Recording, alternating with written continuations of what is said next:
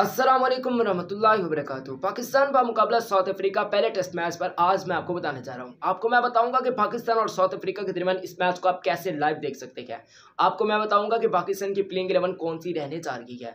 आपको मैं ये भी बताऊंगा कि ये मैच कब खेला जाएगा, कहाँ पर खेला जाएगा, और आपको ये भी बताया जाएगा कि पाकिस्तान टीम का कौन सा 17 रुकनी स्क्वाड है।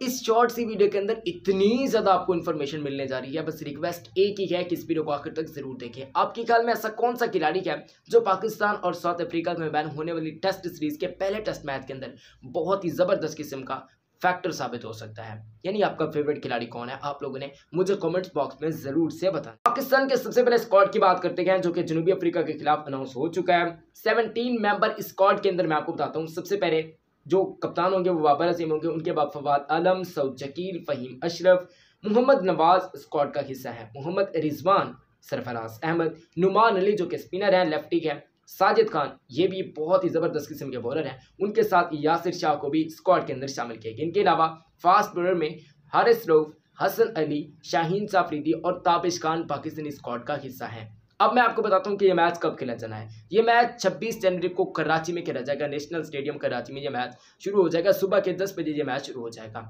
अगर आप इंडिया से इस वीडियो को देख रहे हैं तो दोस्तों आप इंडिया में भी मैचेस को एंजॉय कर सकेंगे। सोनी पर आपको मैचेस देखने को मिल जाएंगे, पीटीवी स्पोर्ट पर लाइव कवरेज देखने को मिल जाएगी। अगर आप ये सारे ही चैनल्स एक ही ऐप के अंदर देखना चाहते हैं तो मैं इंशाल्लाह कोशिश करूंगा कि आपको कमेंट सेक्शन के अंदर 2 लिंक्स दे दूं।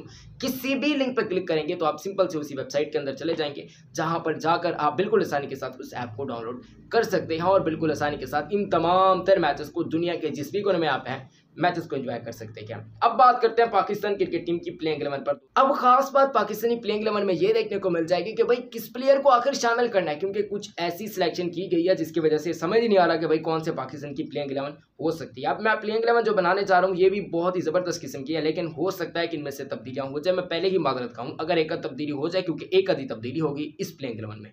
अगर इस प्लेइंग 11 की बात करते हैं तो आबिद अली और अजहर अली को मैंने रखा है कि वो ओपनिंग करेंगे। नंबर 3 पे मैंने रखा है बाबर आजम को, नंबर 4 पे मैंने रखा है सऊद शकील को। जी हाँ, वो डेब्यू कर सकते हैं। अगर इनको शामिल नहीं किया जाता तो इनके साथ आपको इमरान भट्ट किनके साथ आबिद अली के साथ ओपनिंग करते हुए दिखाई दे जाएंगे। यही कुछ सिनेरियो बन जाएगा, लेकिन नंबरिंग का फर्क है।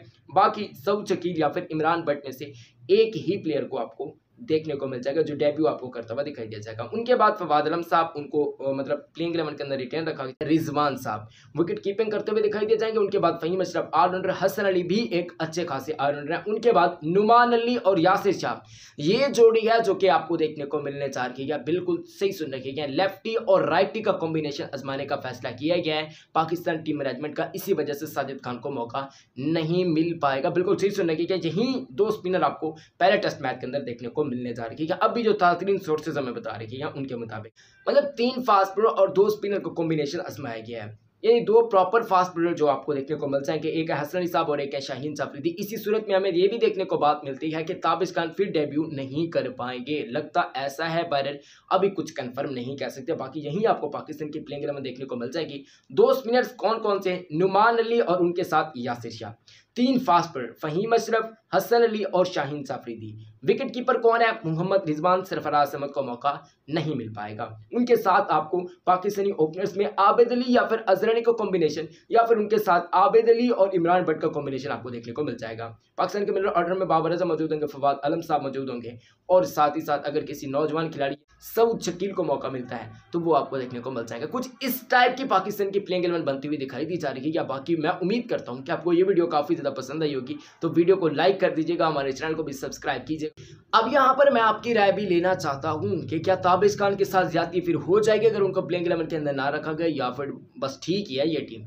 आप लोगों ने जरूर मुझे बताना है कमेंट सेक्शन में। हसन अली जबरदस्त किस्म का स्ट्रॉन्ग कमबैक कर रखी है। उम्मीद करते हैं कि उनका ये कमबैक उनके लिए खुश किस्मती साबित हो और पाकिस्तान का वो नाम रोशन करते रहे। बाबर आजम कप्तानी करेंगे जो कि हमारे लिए खुशी की बात है, क्योंकि फिर बाबर आजम पे बात करना ना हमारा दिल खुश हो जाता है। अल्लाह हाफिज़।